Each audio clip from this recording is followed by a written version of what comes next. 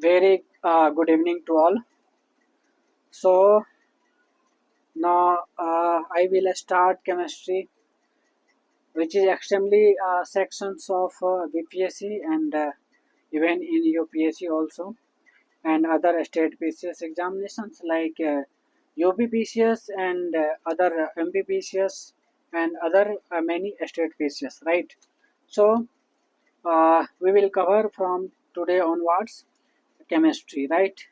So first chapter, that is matter and states of matter, we will cover today, and even instead of matter and states of most matter, we will cover more chapters. So stay over here, and I will talk in bilingual so that everyone can understand properly, right? Because in India, maximum people are from Hindi belt. Okay, so they interpret the things in Hindi as well as English, right? So even if they are studying in English medium, but they want to something in Hindi, or they want interpret them in Hindi also, then they will understand properly. Okay, so it is essential to understand in vernacular language or in especially in Hindi, right? So let us start. तो हम बात करेंगे matter की। पहली बात, matter जो है anything that has mass and occupy space, that is called matter. Simple शब्दों में अगर कहें, मैटर वो चीज़ है जिसका मास होता है और जो जगह घेरती है उसको हम मैटर कहेंगे। हम आ, जो भी देखते हैं या फिर टच करते हैं, महसूस करते हैं, सब जो है मैटर है। क्या है? मैटर है। जैसे आप अपने सामने जो देख रहे हैं, जैसे चेयर देख रहे होंगे, वाटर देख रहे होंगे, एयर देख रहे होंगे, इवन हम खुद भी क्या होता है कि एक मैटर है। क्लियर है? तो ये सारी चीज जो है मैटर का एग्जाम्पल है। अब जो भी देख रहे हैं या टच कर सकते हैं, जिसको फील कर सकते हैं, everything is matter. So firstly property of matter क्या है? मैटर जो है दो तरह के प्रॉपर्टी शो करता है। पहला है फिजिकल प्रॉपर्टी। क्या है? Physical property. दूसरा है chemical property. Physical property and chemical property. So physical property ये वो प्रॉपर्टी है जो अपीयरेंस या फिजिकल स्टेट्स बताती है, जैसे colour, order, melting point, boiling point, density, ये सारे फिजिकल प्रॉपर्टी के अंदर आता है। क्लियर है? तो अब ओवरऑल फिजिकल प्रॉपर्टी में जिसमें अपीयरेंस या फिजिकल स्टेट्स शो कर रहा हो, that is comes under physical property, right? So now next we will move to chemical property. So chemical property वो property है जो chemical composition बताती है, indicate करती है, that is called chemical property, right? तो for example combustibility, जो जलने की वो होता है, ठीक है, जो जलता है। तो जलना जलना ये जो एक प्रोसेस है कंबसन, ठीक है। तो ये कंबस्टेबिलिटी जो है ये आपका केमिकल प्रॉपर्टी है। Reactive with acid, that is also chemical property. Rusting tendency, these are the chemical property, right? So classification of matter. सो मैटर को हम दो कैटेगरी में क्लासिफाई कर सकते हैं।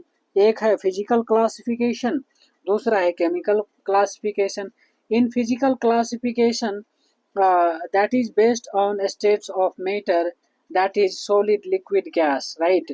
So even we will classify it plus according to modern science we will also say plasma and Bose-Einstein condensate भी जो है फिजिकल क्लासिफिकेशन के अंदर आ जाता है।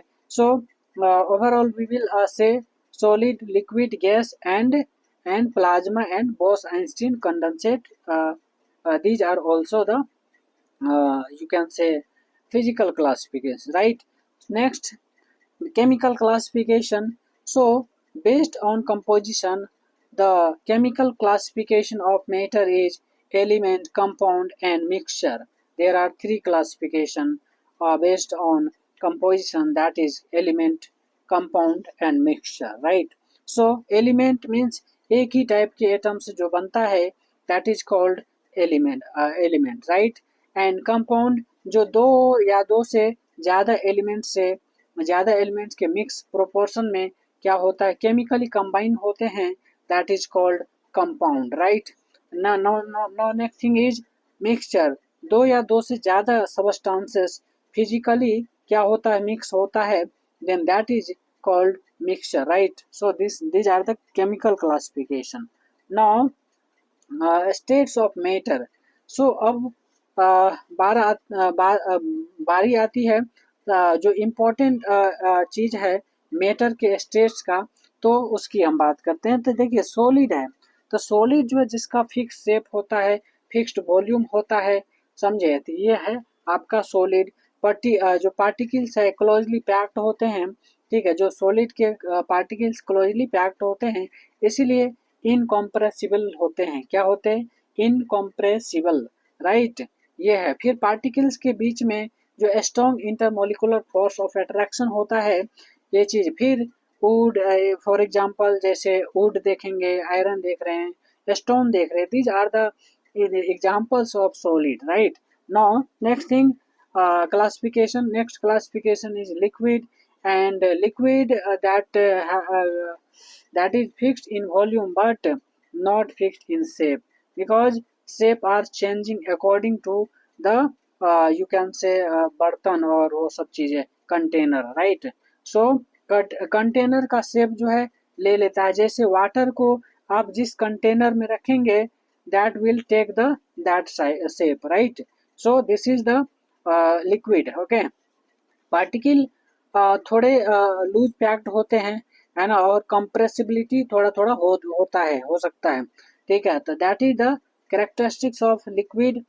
For example water, milk, oil, ये सारी चीज़ जो है लिक्विड है। अब गैस की अगर बात करें, नो फिक्स शेप, है ना, कोई फिक्स शेप नहीं होता है, नो फिक्स वॉल्यूम, कंटेनर को कम्प्लीटली फिल कर सकता है, और पार्टिकल बहुत दूर दूर होते हैं और फास्ट मूव करते हैं, right? So these are the gas, right?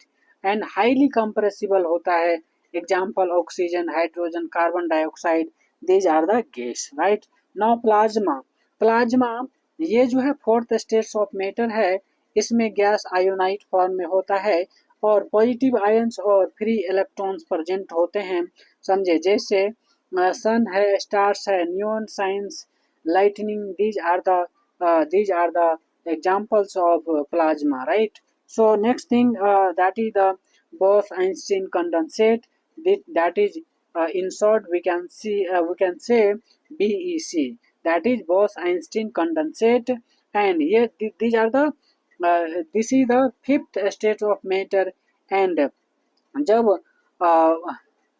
Bosons को क्या करते हैं, नियर एब्सोल्यूट जीरो टेम्परेचर, यानी 0 डिग्री केल्विन या से लेकर 270 डिग्री, मतलब 0 डिग्री केल्विन का मतलब हो गया 273 डिग्री सेल्सियस, राइट? अगर इस तक जो है 0 डिग्री तक जो है कूल करते हैं, तो वो एक ही क्वांटम स्टेट में आता है, समझे, आ जाते हैं। That is the that behaves like a single entity, and this is the Bose-Einstein condensate, right? And it is discovered by Satyendra Nath Bose and Albert Einstein, right? So these are the things which you have to keep in your mind. Now change of state of matter, okay? So matter एक state से दूसरी state में क्या होता है, change हो सकता है। इस प्रोसेस में जो है टेम्परेचर और प्रेशर का रोल काफ़ी होता है, समझे, टेम्परेचर एंड प्रेशर का रोल जो है होता है, क्लियर है? अब देखिए, इससे जो चेंज ऑफ मैटर है, स्टेट ऑफ मैटर, यहाँ पर बहुत सारे टर्म्स है, इंपॉर्टेंट टर्म्स कह सकते हैं, उसको आपको ध्यान रखना। और even these are asked in exams also. So that is the melting point, or you can say fusion, right? So melting point, or you can say fusion, melting point or fusion, So melting point solid to liquid. Okay, solid, it convert solid to liquid. And like for example, ice melt into water. Ice melt into water. And second thing freezing, or we can say solidification. So here a liquid convert into solid, okay, by the process of freezing, or we can say solidification. So either you can say it is freezing or solidification, both are the same things. Freezing, that is liquid to solid, or even so in solidification, that will convert from solid sorry liquid to solid, right? So these are this is important. And for example, water turning into ice. So water is liquid but ice is solid. Okay, so a liquid to solid conversion.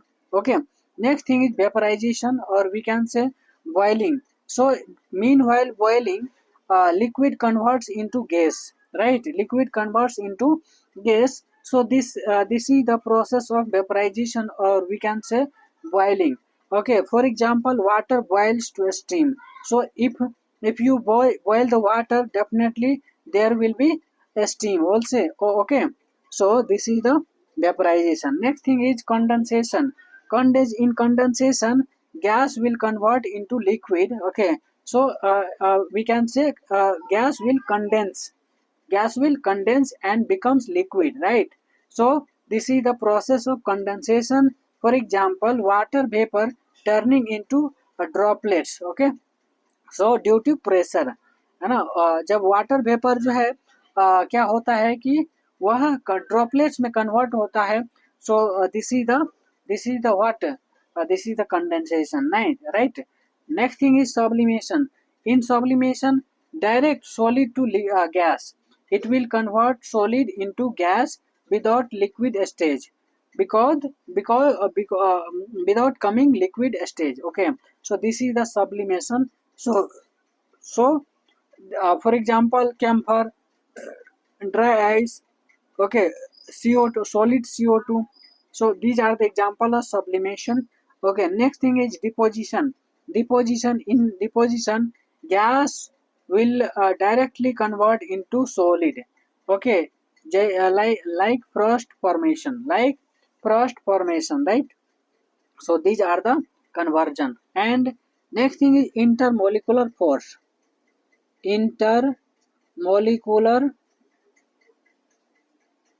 force. Intermolecular force. So see here, intermolecular force are those forces which in which molecules, जिसमें कि क्या होता है, molecules को एक दूसरे के पास रखती है. क्या करती है, मतलब इंटरमोलिकुलर फोर्स जो है वो फोर्सेस होती है जो मॉलिक्यूल्स को एक दूसरे के पास रखती है. That is called intermolecular force, right. जैसे सॉलिड में सबसे ज़्यादा होती है इंटरमोलिकुलर फोर्सेस, इसीलिए चिपके होते हैं, कठोर होते हैं. ठीक है, जैसे पार्टिकल्स फिक्स होते हैं, और गैस में सबसे कम होती है, इसी वजह से गैस जो है, गैस पार्टिकल फ्री मूव करते हैं. ठीक है, अब देखिए गैस लॉ होता है. क्या है, गैस लॉज. तो देखिए गैस लॉज क्या है, समझिए गैस लॉज. तो देखिए जैसे क्या होता है कि गैस का बिहेवियर जो समझने के लिए कुछ इम्पोर्टेंट गैस लॉ को ध्यान में रखना पड़ेगा. जैसे यहाँ पर एक है बॉयल्स लॉ. क्या है, बॉयल्स लॉ, समझे. बॉयल्स लॉ क्या होता है समझिए. At constant temperature pressure is inversely proportional to volume. मतलब क्या है कि टेम्परेचर को कांस्टेंट रखोगे. क्या रखोगे, टेम्परेचर को कांस्टेंट रखोगे तो प्रेशर जो है इनवर्सली प्रोपोर्शनल टू वॉल्यूम होगा.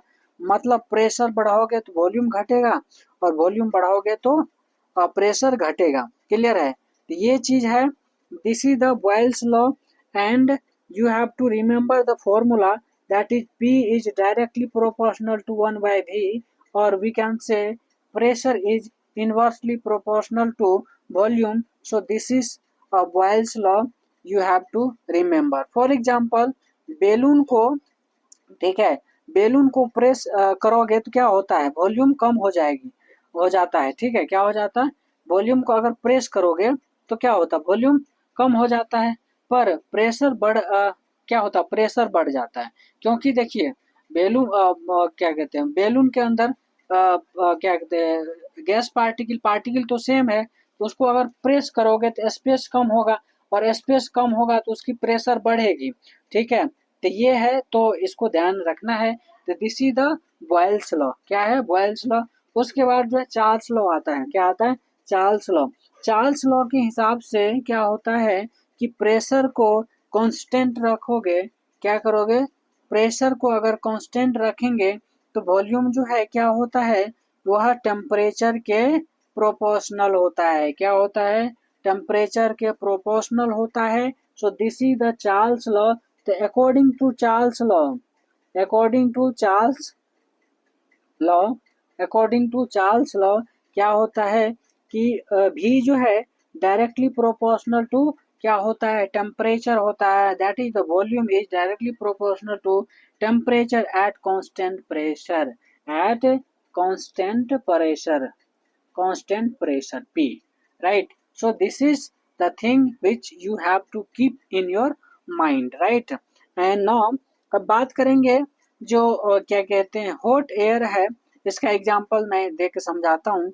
जैसे हॉट एयर है, क्या होता है कि हॉट एयर बेलून का राइज जो है ना, जो है मतलब हॉट एयर में क्या होता है, हॉट एयर का राइज होना, ठीक है, तो हीट से क्या होता है, ये चीजें एक्सपेंड होती है, क्या होती है, हीट से एक्सपेंड होती थी। यहाँ पर क्या है कि आपने क्या किया, टेम्परेचर को बढ़ाया, तो टेम्परेचर जब बढ़ाएंगे तो वॉल्यूम भी क्या होगा, बढ़ेगा, क्या होगा, बढ़ेगा, ये चीज ध्यान रखना है, ठीक है। तो कहने का मतलब एक्सपेंड होगी, और एक्सपेंड होगी तो वॉल्यूम क्या होगी, इंक्रीज होगी, है ना। आपने क्या किया, प्रेशर बढ़ाया, क्या किया, प्रेशर सॉरी कांस्टेंट रखा, प्रेशर को क्या किया, कांस्टेंट रखा। So this is the Charles law.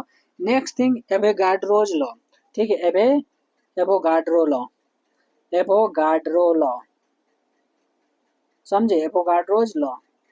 अब देखिए, according to Avogadro's law, equal volume of gas, equal volume of gas at same temperature and pressure contain equal number of molecules. मतलब ये है कि अगर वॉल्यूम जो गैस का है, ठीक है, volume of gases at same temperature और प्रेशर, मतलब सेम टेम्परेचर और सेम प्रेशर पर वॉल्यूम का किसी भी गैस का वॉल्यूम जो होगा equal number of molecules contain करेगा, ठीक है, ये कहता है एवोगाड्रो लॉ। कौन सा लॉ, एवोगाड्रो लॉ, क्लियर है।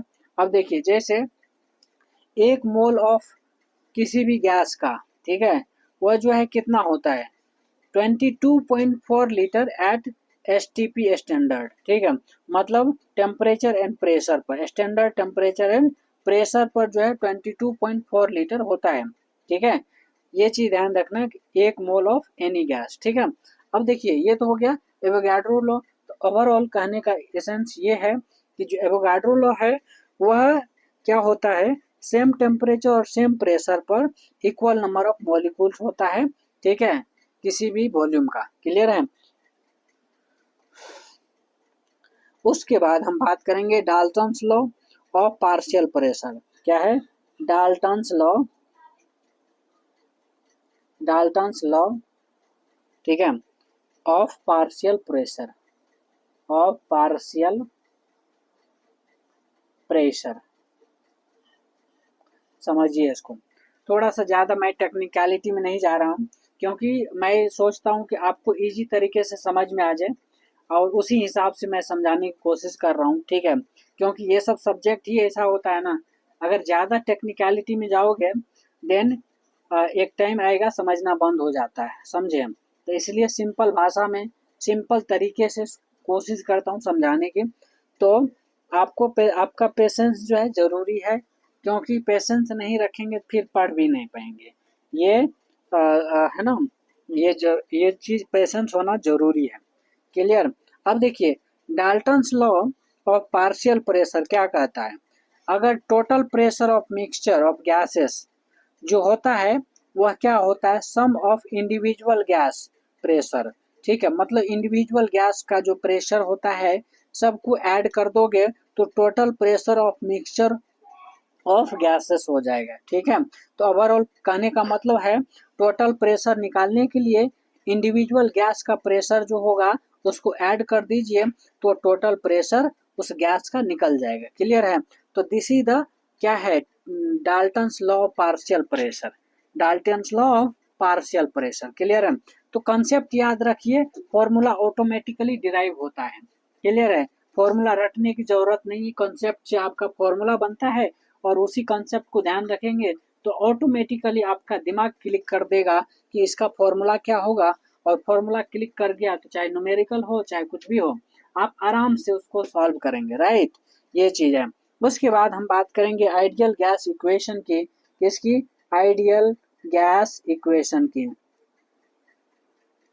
आइडियल गैस इक्वेशन की। राइट, सो ये चीज ध्यान रखिए, आइडियल गैस इक्वेशन इसके हिसाब से क्या होता है, P V is equals to N R T, P V is equals to N R T. Right, so P ये जो है एक क्या है, कंबाइंड इक्वेशन है जो सारी गैस लॉज को कंबाइन करती है। क्या करती है, सारी गैस इक्वेशन, गैस को क्या करती है, गैस का, गैस से रिलेटेड लॉज जो है उसको कंबाइन करती है। तो ये याद रखना है, P V is equals to N R T.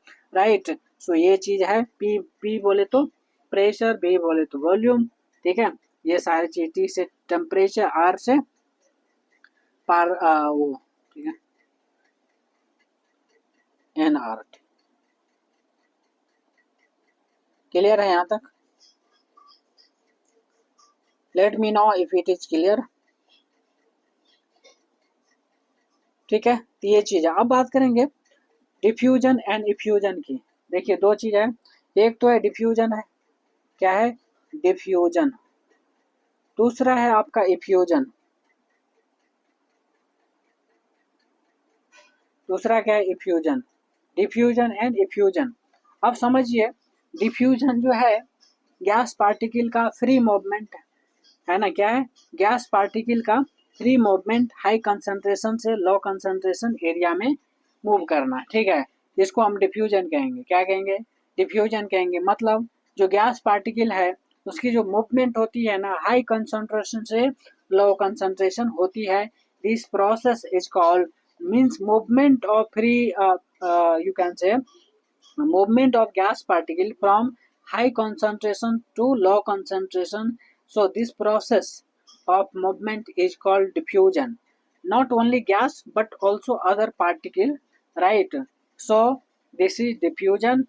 Diffusion means gas particle का movement narrow hole से बिना collisions के अगर move होता है तो उसको हम कहेंगे effusion. Effusion, E double F U S I O N. Right, जो गैस पार्टिकल का मूवमेंट नेरो होल से जो है बिना कोलिजन के अगर होता है, ठीक है, मूवमेंट, तो उसको हम इफ्यूजन कहेंगे। राइट, ये चीज आपको पता होना चाहिए।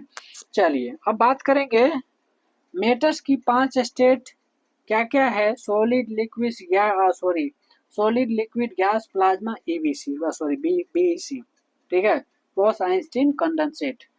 उसके बाद सब्लिमेशन सबस्टांस जो है जैसे कैम्फर है, नेपथेलिन है, ड्राई आइस है, ये सब जो है आपका क्या क्या है, सब्लिमेशन सबस्टांस का एग्जाम्पल है। याद रखिएगा, क्योंकि कई बार आपको एग्जाम में डायरेक्टली इनडायरेक्टली देखने को मिलेगा। Father of modern chemistry Antoine Lavoisier को कहा जाता है। एसटीपी में गैस का वॉल्यूम जो है 22.4 लीटर पर मोल होता है। क्या होता है, यानी एक मोल में 22.4 लीटर होता है। क्लियर है, प्लाज्मा का एग्जाम्पल आप देख सकते हैं, जैसे सन है, लाइटनिंग है, और ये सब जो है प्लाज्मा का एग्जाम्पल है। BEC that is the Bose Einstein condensate, discovered by S N Bose and Einstein. कब कब किया गया था, 1924 और 25 के अंदर। सब समझे, ये चीज है। अब बात करेंगे कुछ चीजें जो आपको ध्यान रखना है, याद रखना है। एसएलजी, ठीक है, सॉलिड लिक्विड गैस, यह बेसिक 3 स्टेट मेंबर्स हमेशा याद रखिएगा आप। ठीक है, मेल्टिंग पॉइंट, फिर फ्यूजन, बॉइलिंग, मतलब मेल्टिंग पॉइंट, मतलब इसको फ्यूजन, बॉइलिंग पॉइंट वेपोराइजेशन, और solid to gas that is sublimation. समझे ये चीज है। तो गैस लॉज को याद रखिएगा, ठीक है। जैसे बॉयल्स लॉ, जिसमें क्या करते हैं, प्रेशर वॉल्यूम रिलेशन है। प्रेशर वॉल्यूम, बॉयल्स लॉ में क्या निकालते हैं, pressure volume relation. Charles law में वॉल्यूम टेम्परेचर रिलेशन, और एवोगाड्रो लॉ में क्या है, वॉल्यूम मॉलिक्यूल रिलेशन। ठीक है, तो ये जो है शॉर्ट तरीका है, याद रखिएगा। ठीक है, बॉयल्स लॉ में क्या है, बॉयल्स लॉ में आपका प्रेशर वॉल्यूम रिलेशन निकालते हैं, ठीक है, रिफाइन करते हैं। चार्ल्स लॉ में क्या करते हैं, वॉल्यूम टेम्परेचर रिलेशन। और एवोगाड्रो लॉ में क्या करते हैं, एवोगाड्रो लॉ में वॉल्यूम मॉलिक्यूल रिलेशन। ठीक है, वॉल्यूम मॉलिक्यूल रिलेशन, ये चीज आपको पता होना चाहिए। क्लियर है बॉस। अब जो है हम बात करेंगे एटॉमिक स्ट्रक्चर की। ये चैप्टर भी काफी इम्पोर्टेंट है। आप you have to focus on this chapter also, or emphasis more, so that everything will be clear, and whatever in exam, whatever will be asked, that will be very crystal clear, okay। And because concept की base पर होगा question, तो concept अगर clear होगा, then you will able to solve that questions also, right। ये चीज है। अब पहली बात हम समझते हैं यहाँ एटम से, ठीक है। तो समझिए एटम जो है क्या है। एटम का मतलब होता है smallest particle of an element which remains retains it's chemical property. क्या करेगा, रिटेन करेगा केमिकल प्रॉपर्टी को, right, retains chemical property, chemical property. Clear, ये चीज है। अब यहाँ समझिए कि एटम एक एलिमेंट का सबसे क्या होता है, छोटा, है ना, यूनिट कह लीजिए, या फिर छोटा पार्ट कह लीजिए, या खंड कह लीजिए, जो कहना कह लीजिए, जो उस एलिमेंट की सभी केमिकल प्रॉपर्टी को क्या करता है, रिटेन करके रखता है। समझे, उसको हम कहेंगे एटम, राइट। तो एटम का मतलब समझ में आ गया कि किसी भी एलिमेंट का सबसे छोटा खंड, सबसे छोटा पार्ट, जो क्या करेगा, उस एलिमेंट का, ठीक है, जितने भी केमिकल प्रॉपर्टी है वह उस खंड में, उस पार्ट में जो होगा रहेगा, that is called atom, right. First बात, फर्स्ट टाइम जो है एटम का कॉन्सेप्ट जो है जॉन डाल्टन ने दिया था। किसने दिया था, जॉन डाल्टन ने, ठीक है। और उसने क्या किया, उस अपने डाल्टन्स जो एटॉमिक थ्योरी था, वो 1808 ईस्वी में दिया था। कि कब दिया था, 1808 में दिया था उसने, है ना, डाल्टन्स थ्योरी, है ना, डाल्टन्स उसका एग्जैक्ट नाम था, डाल्टन्स एटॉमिक थ्योरी, राइट। उसके हिसाब से जो है एटम इंडिविजुअल है, सॉरी इंडिविजिबल है। क्या है, इनडिविजिबल है, मतलब उसको तोड़ नहीं सकते हैं। इन का मतलब नॉट, डिविजिबल का मतलब हो गया जिसको तोड़ सकते हैं। लेकिन यहाँ पर इनडिविजिबल है, तो इसको मतलब, इसका मतलब है जिसको आप तोड़ ही नहीं सकते हैं, ठीक है, ये है। और ना उसको बना सकते हैं, तो ये चीज है, तो उसको उसने नाम दिया एटम, राइट। ए प्लस टम, टम मतलब डिविजिबल, और ए मतलब नॉट, तो नॉट डिविजिबल, ऐसा करके, ठीक है। लेकिन बाद में जो है बहुत सारे डिस्कवरी हुई, है ना, और फिर बाद में बताया गया कि एटम के अंदर भी बहुत सारे छोटे पार्टिकल्स होते हैं। क्या होते हैं, बहुत सारे छोटे पार्टिकल्स होते हैं। उसको फर्दर हम खंड कर सकते हैं, फर्दर हम पार्ट कर सकते हैं, फर्दर हम डिवाइड कर सकते हैं, राइट, ये चीज है।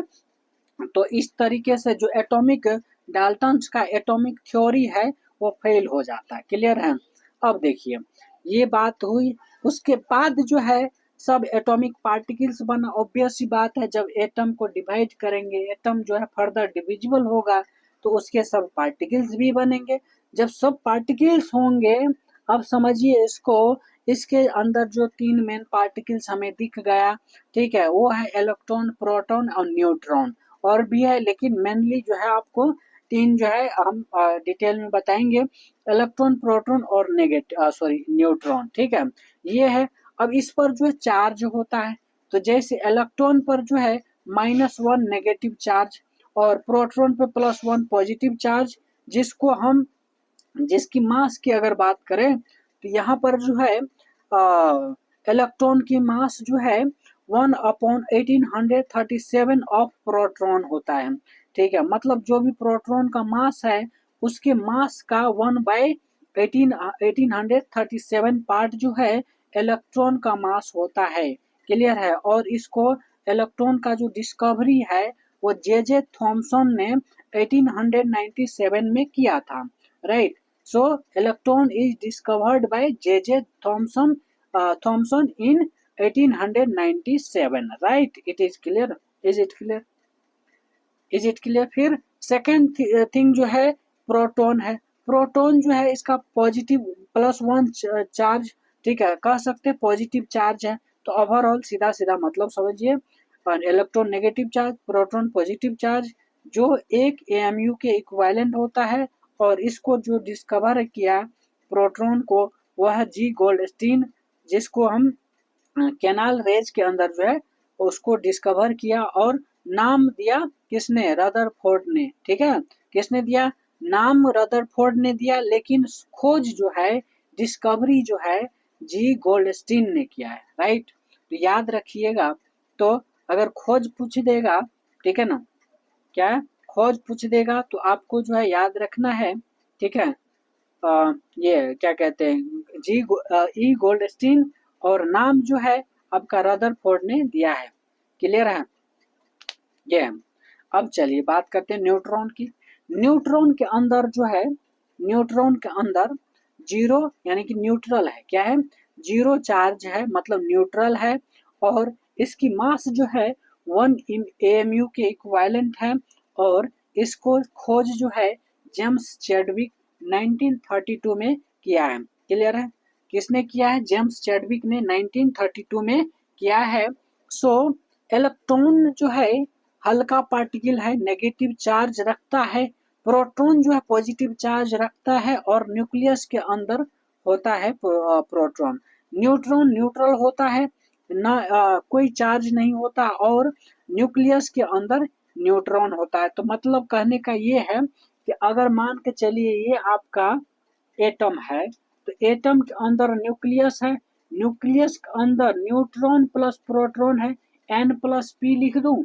ठीक है, तो ये लिख दिया। तो देखिए ये पूरा जो है आपका क्या है, ये आपका एटम है, उसके अंदर जो है न्यूक्लियस है, न्यूक्लियस के अंदर जो है न्यूट्रॉन प्लस प्रोटॉन है। न्यूट्रॉन पे चार्ज नहीं होता है, प्रोटॉन पे +1 चार्ज। ठीक है, उसके अराउंड मतलब न्यूक्लियस के अराउंड जो है इलेक्ट्रॉन, जो सेल होता है, सेल के है ना चक्कर में वो आपका इलेक्ट्रॉन मूव करता है। ठीक है, तो ऐसा करके आपको ध्यान रखना है। क्लियर है।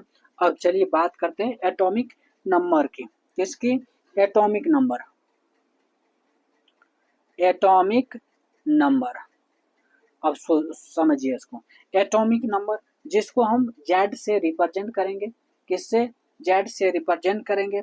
एटॉमिक नंबर जो होता है number of protons in nucleus, मतलब जैसे मैंने अभी समझाया था, ये एटम है, इसके अंदर न्यूक्लियस है, यहाँ पर न्यूक्लियस के अंदर न्यूट्रॉन और प्लस प्रोटॉन है। अब समझिए, तो इस न्यूक्लियस के अंदर, ठीक है, ये जो न्यूक्लियस दिख रहा है ना यहाँ पे, इस न्यूक्लियस के अंदर जितने नंबर ऑफ प्रोटॉन्स होंगे, जितने नंबर ऑफ प्रोटॉन्स होंगे वही एटॉमिक नंबर होगा। ठीक है, यानी कि number of proton is equal to atomic number. Atomic number. Is it clear, यहाँ तक कोई दिक्कत? ठीक है, यहाँ तक कोई दिक्कत है तो बताइए। क्लियर है। तो देखिए फिगर से समझ जाइएगा तो बिल्कुल आपके समझ में आ जाएगा। ठीक है, अब इसके चारों ओर जो है, जो सेल होता है ना, उसके इलेक्ट्रॉन जो है मूव करता रहता है उस सेल में। और कौन सेल कितना इलेक्ट्रॉन मूव करा सकता है, ठीक है, वो उसका कैपेसिटी होता है। तो वो जो है हो सकता है आगे हम बता देंगे इसको भी। ठीक है, फिलहाल हम एटॉमिक नंबर की बात कर रहे हैं। ठीक है, एटॉमिक नंबर पता चल के नंबर ऑफ प्रोटॉन जो होगा वो एटॉमिक नंबर के बराबर होगा। क्लियर है। चलिए, जैसे जैसे हाइड्रोजन है, क्या है, हाइड्रोजन, समझे, हाइड्रोजन जो है, जो एटॉमिक नंबर है हाइड्रोजन का, वह कितना है, 1 है। क्यों है 1? क्योंकि न्यूक्लियस के अंदर एक प्रोटॉन होता है। कितने? एक प्रोटॉन होता है। तो मैंने क्या बोला कि न्यूक्लियस के अंदर जितने नंबर ऑफ प्रोटॉन्स होंगे वही एटॉमिक नंबर होगा। ठीक है, वैसे ही कार्बन है। क्या है? कार्बन। कार्बन का एटॉमिक नंबर 6 होता है, क्योंकि यहाँ पर number of electron, number of proton जो है 6 होता है। ठीक है, ये एलिमेंट की आइडेंटिटी बताता है, समझे? तो इस टाइप से। अब देखिए उसके बाद मास नंबर होता है। क्या है? Mass number. मास नंबर जो है ना, ये number of protons plus neutrons in nucleus, है ना, तो वो आपको मास नंबर देगा। क्या देगा? Number of protons plus neutrons in the nucleus is called mass number. तो लिख दो इसको, प्रोटॉन्स के नंबर प्लस न्यूट्रॉन्स के नंबर। ठीक है, वो जो है आपका मास नंबर देगा। जैसे इसको अगर फॉर्मूला मैं बनाना चाहूँ तो एटॉमिक मास नंबर को जो है मैं जेड से लिख दूं, सॉरी ए से लिख दूं, और जेड जो है आपका एटॉमिक नंबर है और प्लस एन है न्यूट्रॉन। ठीक है, तो जेड प्लस एन हो गया, A is equal to Z plus N हो गया। तो ए बराबर मास नंबर, जेड बराबर एटॉमिक नंबर, एन बराबर नंबर ऑफ न्यूट्रॉन्स। राइट, ये चीज आपको ध्यान रखना है, ये चीज आपको ध्यान रखना। अब देखिए, जैसे मान के चलिए मैं कार्बन की अगर बताऊं, ठीक है, कार्बन लिख देता हूँ। ठीक है, तो कार्बन 12 है। क्या है? कार्बन 12। यहाँ जो है जेड कितना है?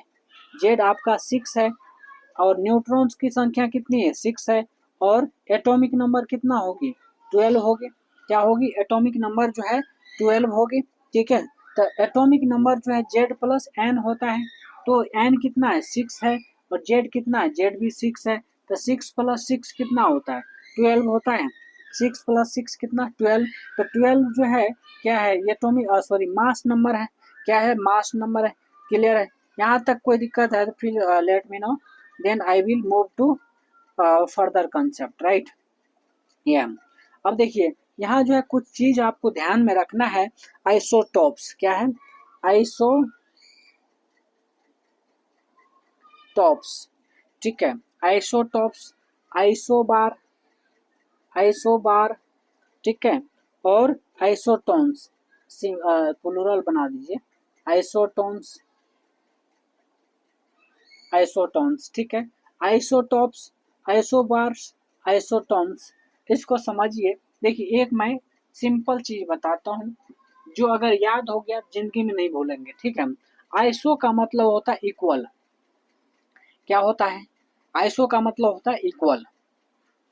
क्या है? आइसो का मतलब इक्वल। आप समझिए, ये जो कंसेप्ट है काफी इंपॉर्टेंट चीज है। इससे ना कहीं न कहीं आपको एग्जाम 100% क्वेश्चन देखने को मिलेगा। Isotopes, isobars, isotones. ठीक है, तो आइसोटॉप्स का मतलब होता है जिसमें सेम एटॉमिक नंबर हो। क्या हो? आइसो, आइसो का मतलब मैंने क्या समझा है? Equal, same, same. ठीक है, तो देखिए यहाँ जो है आइसोटॉप्स है, तो जिसमें ये होता है कि सेम एटॉमिक नंबर होता है, लेकिन मास नंबर जो है क्या होगा? डिफरेंट होगा। तो एक लाइन में समझिए इसको कि सेम एटॉमिक नंबर होगा, सेम एटॉमिक नंबर होगा, लेकिन डिफरेंट मास होगा। डिफरेंट क्या होगा? मास होगा। समझे कि नहीं समझे? Same atomic number, different mass number, तो ये होता है आइसोटॉप्स। ठीक है, एक एक वर्ड याद रखिए, सेम एटॉमिक नंबर याद रखिए, आइसोटॉप जिसमें सेम एटॉमिक नंबर, दूसरा ऑटोमेटिकली याद रह जाएगा कि ऑब्वियस सी बात है मास नंबर डिफरेंट होगा। आइसोबार में जो है, चलिए इसको एग्जांपल भी देता हूँ। ठीक है, जैसे हाइड्रोजन के 3 आइसोटॉप्स होते हैं। कितने होते हैं? हाइड्रोजन के 3 आइसोटॉप्स होते हैं। कौन कौन? समझिए, एक तो हो गया protium H1, deuterium H2, tritium H3। समझे? यहाँ पर देखिए 3 जो है आइसोटॉप्स है हाइड्रोजन के। अब यहाँ क्या होगा कि जो आपका एटॉमिक नंबर होगा सेम है, लेकिन इसका जो है मासेस जो है ना डिफरेंट डिफरेंट है। तीनों का जो है ना मास है ना वो डिफरेंट है। क्या है? तीनों का मास डिफरेंट है, तो इसीलिए इसको ये जो हाइड्रोजन है उसके तीन आइसोटॉप्स है, जिसके एटॉमिक नंबर तो एक ही है, लेकिन उसके मास नंबर डिफरेंट डिफरेंट है। क्लियर है? आया समझ? चलिए अब बात करते हैं आइसोबार की। ठीक है, किसकी? आइसोबार की। आइसो मतलब मैंने समझा दिया, सेम, तो सेम मास नंबर होगा, लेकिन एटॉमिक नंबर क्या होगा? डिफरेंट होगा। यहाँ पर सेम मास होगा, मास नंबर होगा, मास नंबर होगा, लेकिन डिफरेंट एटॉमिक नंबर होगा, एटॉमिक नंबर होगा। ठीक है, डिफरेंट एटॉमिक नंबर होगा। क्लियर है? तो आइसोबार में क्या होता है? सेम मास नंबर लेकिन डिफरेंट एटॉमिक नंबर होगा। जैसे जैसे अगर आर्गन की अगर बात करोगे, आर्गन कितना होता है बताइए? आर्गन 40, कितना? आर्गन 40 है ना, जिसमें एटॉम जेड जो है, जेड किसको बोलते हैं? एटॉमिक नंबर को। तो यहाँ जो है जेड 18, और कैल्शियम की अगर बात करोगे तो कैल्शियम का भी 40 होता है, और यहाँ पर जेड जो है एटॉमिक नंबर 20 होता है। तो क्या समझ में आया? दोनों का मास सेम है, दोनों का, चाहे आर्गन ले लो चाहे कैल्शियम ले लो, दोनों का मास जो है 40 ही है। कितना है? दोनों का मास 40 है, लेकिन एटॉमिक नंबर आर्गन आर्गन का 18 है और कैल्शियम का 20 है। तो एटॉमिक नंबर डिफरेंट है कि नहीं है? एटॉमिक नंबर डिफरेंट है, लेकिन मास नंबर क्या है? सेम है। दोनों का 40 है, लेकिन आपका एटॉमिक नंबर डिफरेंट है। क्लियर है? ये इसको कहेंगे आइसोबार। क्या कहेंगे? क्या कहेंगे? आइसो बार। यहाँ तक क्लियर है? चलिए उसके बाद जो आइसोटॉन्स की बात करते हैं। किसकी? आइसोटॉन्स की। आप समझिए आज आइसोटॉन्स में जो है, ठीक है, सेम नंबर ऑफ न्यूट्रॉन्स होगा। एक ही लाइन में एन लग गया है ना, आइसोटॉन्स, एन लगा है, बीच में आ रहा है एन, टॉन एन आ रहा है, तो एन से समझ जाइएगा न्यूट्रॉन। क्या है? एन से समझ जाइएगा न्यूट्रॉन्स है। तो यहाँ क्या होगा? आइसोटॉन में सेम नंबर ऑफ न्यूट्रॉन्स होगा, तो उसको हम आइसोटॉन्स कहेंगे। क्लियर है? क्लियर है? एक बार तीनों जो है ना थोड़ा सा कंफ्यूजिंग है, तो एक बार मैं फिर से रिपीट कर देता हूँ ताकि आपके दिमाग में सेट हो जाए। आइसोटॉप्स क्या है? आइसोटॉप्स मतलब हो गया सेम एटॉमिक नंबर। आइसोटॉप्स, ठीक है, सेम एटॉमिक, ऐसे सेम एटॉमिक मतलब, सेम एटॉमिक मतलब टॉप्स, ऐसे याद रखिए। ठीक है, तो जब एटॉमिक नंबर सेम होगा, डिफरेंट मास होगा, तो आइसोटॉप्स होगा। आइसोबार्स है तो सेम मास। ठीक है, ठीक है, क्या है? सेम मास होगा और डिफरेंट एटॉमिक नंबर होगा। समझे? और टॉन्स है, एन लग रहा है ना, तो एन लग रहा है तो समझ जाइए नंबर ऑफ न्यूट्रॉन्स बराबर होगा। समझे? नंबर ऑफ न्यूट्रॉन्स बराबर होगा, दैट इज कॉल्ड आइसोटॉन्स। ठीक है, जैसे एग्जांपल लीजिए, जैसे कार्बन है, तो कार्बन 14, यहाँ पर प्रोटॉन कितना है? 6 है, और न्यूट्रॉन कितना? 8 है। ठीक है, कार्बन का मास कितना होता है? 14 होता है। कितना होता है? 14। तो 6 प्रोटॉन है, क्योंकि नंबर ऑफ एटॉमिक नंबर जो है प्रोटॉन के बराबर होता है, नंबर ऑफ प्रोटॉन के बराबर होता है। क्योंकि एटॉमिक नंबर कार्बन का 6 है तो प्रोटॉन भी 6 होगा, और क्योंकि मास 14 है तो 14 में से 6 घटाएंगे तो 8 बचेगा। 8 जो है न्यूट्रॉन को इंडिकेट करेगा, यानी कि न्यूट्रॉन की नंबर कितना हो गया? 8 हो गया। उसके बाद नाइट्रोजन की बात कर लेते हैं, तो नाइट्रोजन 15, मास नंबर कितना है? 15 है, लेकिन नाइट्रोजन का एटॉमिक नंबर कितना है? 7 है। 7 जो है 15 में से 7 माइनस करिए, कितना बच रहा है? 8 बच रहा है। 8 क्या दिखाएगा? 8 न्यूट्रॉन ही तो होगा। तो न्यूट्रॉन, यानी कि कार्बन में भी न्यूट्रॉन 8 है, और नाइट्रोजन में भी न्यूट्रॉन कितना है? 8 है। ठीक है, तो दोनों का न्यूट्रॉन क्या हो गया? सेम हो गया। जब न्यूट्रॉन्स की संख्या सेम हो जाए तो उसको हम आइसोटॉन्स कहते हैं। क्लियर है? क्लियर है? ठीक, चलिए अब बात करेंगे स्ट्रक्चर ऑफ एटम की। ठीक है, स्ट्रक्चर ऑफ एटम की। ठीक है, अब समझिए इसको, structure of atom, structure of atom, समझिए इसको, स्ट्रक्चर ऑफ एटम। ठीक है, अब देखिए इसमें एटम के स्ट्रक्चर को समझने के लिए जो है सबसे पहले कुछ मॉडल्स है, ठीक है, उस मॉडल्स को समझना जरूरी है। जैसे पहली बात हम बात करेंगे थॉमसन्स मॉडल की, थॉमसन्स मॉडल, ठीक है, कौन सा मॉडल?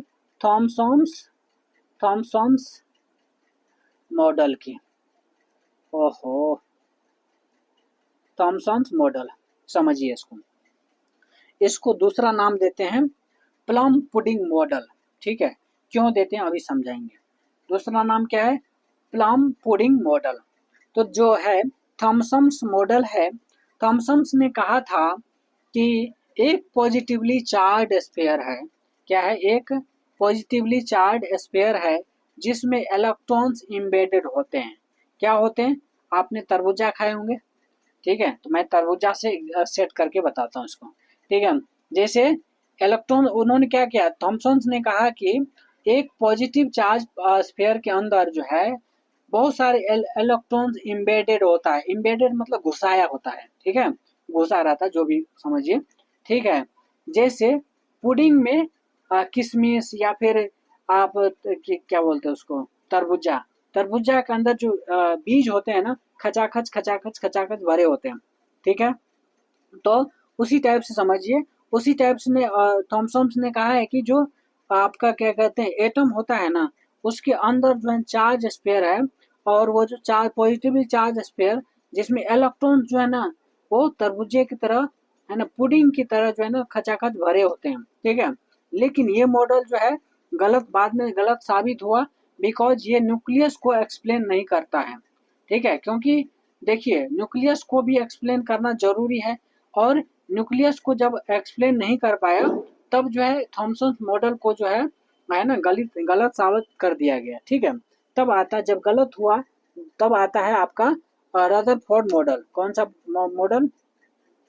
रदरफोर्ड मॉडल, ठीक है जी, रदरफोर्ड मॉडल। अब समझिए इसको, जो रदरफोर्ड मॉडल है इसको हम दूसरा नाम दे देते हैं न्यूक्लियर मॉडल।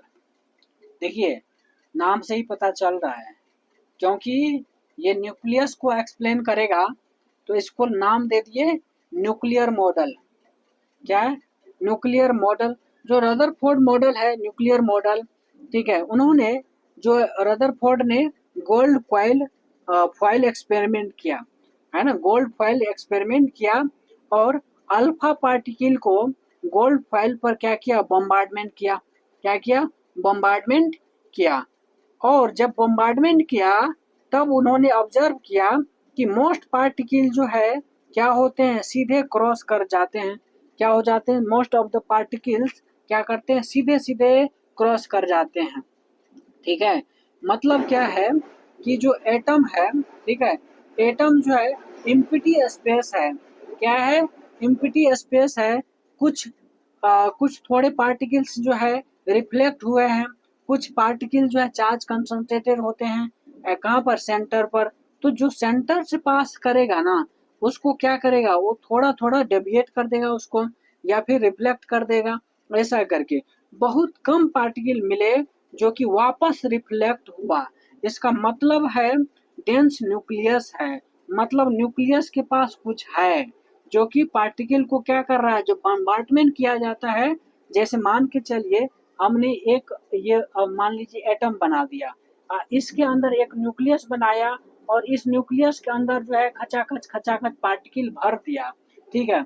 अब क्योंकि न्यूक्लियस के बाहर जो है सारे चीज खाली है, तो जो बम्बार्डमेंट किए हैं गोल्ड फॉइल के थ्रू, तो वो क्या करेगा, जो न्यूक्लियस से बाहर जाएगा वो सीधे सीधे पास हो जाएगा, और जो न्यूक्लियस पे पड़ेगा, या तो न्यूक्लियस देखिए गोला, जैसे गोला है, गोला के साइड से पड़ेगा तो डेविएट होकर उधर निकल जाएगा, तो इस टाइप से ऐसा ऐसा ऐसा। अब जो यहाँ पे पड़ेगा ऐसे भाग जाएगा, फिर यहाँ पे पड़ेगा ऐसा भाग जाएगा, फिर यहाँ ऐसे सीधे रिफ्लेक्ट हो जाएगा, इस टाइप से जो है होना स्टार्ट हुआ। क्लियर है? ये चीज है, आपको समझना है। अब देखिए ये चीज, फिर कंक्लूजन क्या आता है, कंक्लूजन ये आता है कि एटम का सेंटर में न्यूक्लियस होता है जो पॉजिटिव चार्ज रखता है, इलेक्ट्रॉन्स न्यूक्लियस के अराउंड रिवॉल्व करता है, जैसे प्लैनेट सन के अराउंड करता है। तो इसमें लिमिटेशन बताया गया है कि इलेक्ट्रॉन्स रिवॉल्व करते करते एनर्जी को लूज कर देते हैं, ठीक है, तो वो गिर जाते हैं न्यूक्लियस में। और लेकिन जो है ऐसा नहीं होता है, इस चीज को भी ध्यान रखना है, ठीक है, गिर जाना चाहिए लेकिन ऐसा नहीं हुआ। फिर आता है बोर्स मॉडल, ठीक है, जिसको हम प्लानिटरी मॉडल कहते हैं। बोर्स मॉडल को क्या कहते हैं? प्लानिटरी मॉडल कहते हैं, जिसमें नील्स बोर ने रदरफोर्ड के मॉडल को इम्प्रूव किया है। क्या किया? जो रदरफोर्ड का मॉडल था ना, उसको और इम्प्रूव किया है बोर्स मॉडल ने, ठीक है। नील बोर पूरा नाम था, नील बोर जो है रदरफोर्ड के मॉडल को इम्प्रूव किया है, और उसके हिसाब से इलेक्ट्रॉन फिक्स एनर्जी लेवल, यानी कि सेल में जो मैं पहले बता रहा था ना, सेल की बात करेंगे, तो अब देखिए सेल भी आ ही गया, ठीक है, तो उसकी भी हम यहाँ पर बात कर देंगे, ठीक है ना। तो इलेक्ट्रॉन्स जो है फिक्स एनर्जी लेवल में क्या करता है? रिवॉल्व करता है। जब इलेक्ट्रॉन्स एक ऑर्बिट से दूसरे ऑर्बिट में जंप करता है, तो एनर्जी जो है इमिट यानी कि एब्जॉर्ब होती है। क्या होती है? एब्जॉर्ब होती है। अलग अलग सेल होते हैं, जैसे मान के चलिए हमने एटॉम एटम बना दिया, इसके अंदर न्यूक्लियस बना दिया, इसके अलग अलग क्या है? आपका सेल है, इसके अलग अलग सेल है। तो ये जो है के सेल है, के सेल है, ये वाला एल सेल है, ये वाला जो है एम सेल है, एम सेल है। ऐसे ही और बना दीजिए, ये वाला जो है आपका आपका क्या है? एन सेल है। तो के एल एम एन ये सब सेल है, क्या है? सेल है, जिसको 1 2 3 जो भी नाम देना वो दे दीजिए। तो यहाँ से जो है सेल पता चल गया। अब बात करेंगे क्वांटम मैकेनिकल मॉडल की। किसकी? क्वांटम मैकेनिकल मैकेनिकल मॉडल की, मैकेनिकल मॉडल की, ठीक है, क्वांटम मैकेनिकल मॉडल की। अब समझिए क्वांटम मैकेनिकल मॉडल जो है, ये यहाँ पर मॉडर्न थ्योरी है ना, इसको मतलब कह सकते हैं मॉडर्न थ्योरी है। तो मॉडर्न थ्योरी के हिसाब से जो है इलेक्ट्रॉन एग्जैक्ट पाथ में क्या करता है? नहीं, बल्कि प्रोबेबिलिटी क्लॉड्स यानी ऑर्बिटल में मिलता है। किसमें? ऑर्बिटल में मिलता है। इस कॉन्सेप्ट को स्क्रोडिंजर ने दिया था। किसने दिया था? स्क्रोडिंजर ने दिया था, समझे। अब बात करेंगे atomic orbitals and quantum numbers की। किसकी? Atomic orbitals and quantum numbers की। तो इलेक्ट्रॉन की पोजीशन एंड एनर्जी डिस्क्राइब करने के लिए आपको 4 क्वांटम नंबर्स जो होता है उसको समझना पड़ेगा। एक है प्रिंसिपल क्वांटम नंबर, जिसको एन से रिप्रेजेंट करेंगे, और सेल, ये सेल बताता है कि के एल एम, इस टाइप से ये जो है प्रिंसिपल क्वांटम नंबर एन, और azimuthal quantum number L, that is सब सेल होता है एस पी डी एफ, ये बताता है, ठीक है। फिर मैग्नेटिक क्वांटम नंबर एम, जिसमें ऑर्बिटल ओरिएंटेशन बताता है ना। फिर spin quantum number S, that is electron के स्पिन, है ना, प्लस 1/2 माइनस 1/2, ये चीज बताता है। तो ये चीज जो है 4 प्रिंसिपल जो है क्या कह सकते हैं, मतलब जो है 4 ऑर्बिटल, मतलब एक तरह से क्या बोलते हैं उसको, 4 क्वांटम नंबर्स आपको पता होना चाहिए। प्रिंसिपल क्वांटम नंबर जिसमें जो कि सेल बताता है, और एजीमुथल क्वांटम नंबर जो सब सेल को बताता है, और मैग्नेटिक क्वांटम नंबर जो ऑर्बिटल ओरिएंटेशन बताता है, और स्पिन क्वांटम नंबर जो इलेक्ट्रॉन के स्पिन बताता है, ठीक है। अब देखिए यहाँ से जो है इलेक्ट्रॉनिक कॉन्फ़िगरेशन आता है। क्या आता है? Electronic configuration. इलेक्ट्रॉनिक कॉन्फ़िगरेशन, अब समझिए इलेक्ट्रॉन्स का अरेंजमेंट सेल और सेल सब सेल में इलेक्ट्रॉनिक कॉन्फ़िगरेशन, ठीक है, इलेक्ट्रॉनिक कॉन्फ़िगरेशन कहलाता है, ठीक है। इलेक्ट्रॉन्स के अरेंजमेंट सेल और सब सेल में इलेक्ट्रॉनिक कॉन्फ़िगरेशन कहलाता है। जैसे हाइड्रोजन का 1s1, हीलियम का 1s2, कार्बन का 1s2, 2s2, 3p sorry 2p2, इस टाइप से। रूल्स ये है कि aufbau principle, Pauli exclusion principle, Hund's rule, तो ये सब जो है रूल्स होते हैं इलेक्ट्रॉनिक कॉन्फ़िगरेशन को एक्सप्लेन करने के लिए, ठीक है। अब जो है कुछ चीज आपको ध्यान रखना है। इलेक्ट्रॉन का डिस्कवर किसने किया था? जे थॉमसन ने कब किया था? 1897 में किया था। प्रोटॉन का डिस्कवर किसने किया था? ई गोल्डस्टीन ने किया था, केनाल्स रेज के थ्रू। फिर न्यूट्रॉन डिस्कवरी किसने किया था? जेम्स चैडविक ने 1932 में। रदरफोर्ड का एक्सपेरिमेंट गोल्ड फॉइल एक्सपेरिमेंट था। और बोर का मॉडल जो है एनर्जी लेवल लेवल कंसेप्ट था। ठीक है, हाइड्रोजन का 3 आइसोटोप्स इंपॉर्टेंट है ना, प्रोटियम, ड्यूटेरियम, ट्राइटियम। ठीक है, modern atomic theory, electron probability और स्क्रोडिंगर, ये चीज ध्यान रखना है। ठीक है, तो इस चीज को PEN, proton plus neutron plus, sorry, proton, electron और न्यूट्रॉन चार्ज जो है याद रखना है तीनों के। ठीक है, मतलब प्रोटॉन में प्लस चार्ज, इलेक्ट्रॉन में माइनस चार्ज और न्यूट्रॉन में जीरो चार्ज याद रखना है। ठीक है, सेल ऑर्डर जो है याद रखना है, KLMN की फॉर्म में होगा, किंग लव्स माई नेशन, इस टाइप से भी याद रख सकते हैं। क्वांटम नंबर जो है NLMS, law new lovely modern science, ऐसा करके। ठीक है, ये सब फालतू चीजें हैं लेकिन ठीक है, मतलब गाने के लिए बोल दिया मैंने, समझाने के लिए। अब जिसका बहुत ही ज्यादा वीक होगा वो चीज समझ जाएंगे, इस वे से जो है उसको याद रखिए। क्लियर है? चलिए थोड़ा सा